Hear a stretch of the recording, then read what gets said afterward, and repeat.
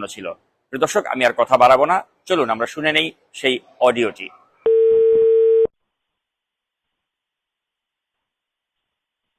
আসসালামু আলাইকুম। হ্যালো। আসসালামু আলাইকুম। আসসালাম, ভালো আছো? আছি আল্লাহর রহমতে ভালো। আব্বা আপনি কেমন আছেন? আলহামদুলিল্লাহ। আব্দুল সালামের অবস্থা কেমন? এই যে কথা বলেন। আসসালামু আলাইকুম আব্বা। আসলাম বাবা, জ্বর ছাড়ছে? একেবারে নির্দোষীয় ছাড়ি নাই। কিছু আছে এখনো? জ্বর আছে, তারপরে কিছু খাইতে পারতেছে না, বমি হচ্ছে সমানে। শরীরটা খুব দুর্বল করে দিচ্ছে এত নাকি? দুর্বল করে দিয়ে গেছে না, একেবারে আরে কদিন ধরে বিছানায় ফেলে দিয়ে গেছে। এটা কি জ্বর, কি বলে? ডাক্তার ওষুধপত্র খাইছো কিছু? হ্যাঁ, কালকে রাত্রে তো আমাকে শিবির নিয়ে গেছিল ডাক্তারের কাছে। সিজনাল জ্বর সম্ভবত ধরছে। আচ্ছা আব্বা, হ্যাঁ ওই যে ব্যারিস্টার রাজ্জাক সাহেবের যে অবস্থা দেখলাম, হ্যাঁ। আপনিও এরকম করলে তো ওরা তো আসলে কোর্টের আইনে তো মানবে না।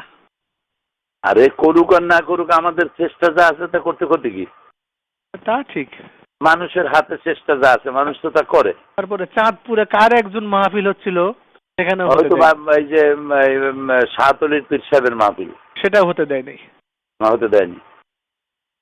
এরকমই করবে এখন, বড় ধরনের বিক্ষোভ টিক্ষোভ না ঘটলে বোধহয়। বিক্ষোভ কি? আল্লাহ তাআলার পক্ষ থেকে কোনো লানাত না আসলে তো আর কোনো রাস্তা নাই।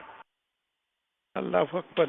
লানত আর আসবে কি? সারা দেশ জুড়ে তো লানত এসে গেছে, হুম। সব জায়গায় বিশৃঙ্খলা।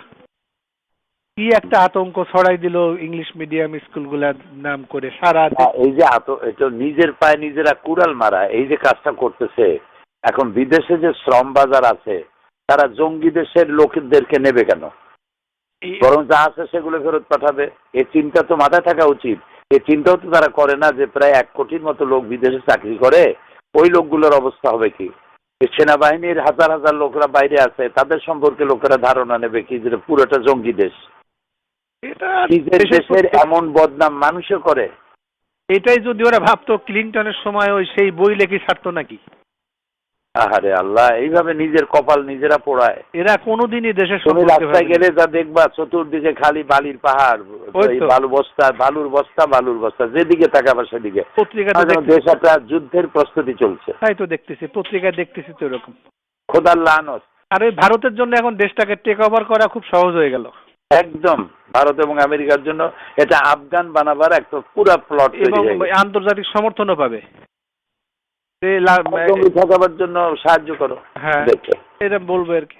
আল্লাহর কাছে মাপ চাওয়া ছাড়া পথ নাই। আল্লাহ হয় মাফ করো আর না হয় দেখাইও না। আব্বা আগে উঠায় নাও। আপনি কোর্টে যাবেন কি রোববারে আব্বা? নেন, বোধহয় তাই হবে।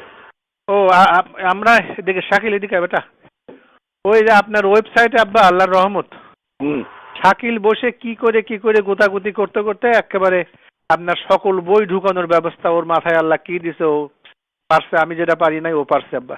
তাই বলো কি? ওর সাথে কথা বলেন। আসসালামু আলাইকুম দাদা। আসসালাম। শাকিল, জি দাদা। তুমি নাকি সর্বনাশ করছো? জি কেমনে এত সর্বনাশ করলা?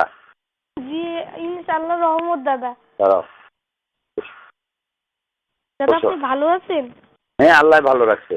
কতগুলো বই ঢুকাইছো? দাদা আমি এখন সব ঢুকানো শুরু করবো। ওই গোয়েবলসীয় মিথ্যাচারটা আমি পুরাটুক ঢুকিয়ে দিয়েছি। তাই এই যে গোয়েবলসি এটা ঢুকাইছো পুরোটা? জি। মাশাআল্লাহ মাশাআল্লাহ। তুমি কি খাইবা, চকলেট না আইসক্রিম? না দাদা কিছুই না, আপনার দোয়া করবেন। আচ্ছা আচ্ছা, ঠিক আছে। তোমার জন্য একটা পুরস্কার পাওনা রইলো আমার কাছে। তোমার আব্বুকে দাও। জি আব্বা।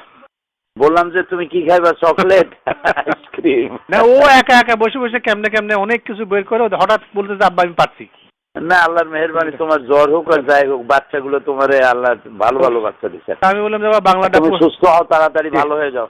আমিন, আল্লাহ রহম করুক। আল্লাহ পুরো সুস্থ করুক। ওই ইংরেজিটাও দিয়ে দেবো আব্বা ওখানে, আর হোম পেজটা একটা লোককে দিয়ে করায়। হ্যাঁ, তারপর ইংরেজিটা দিলে আরো ভালো হইব।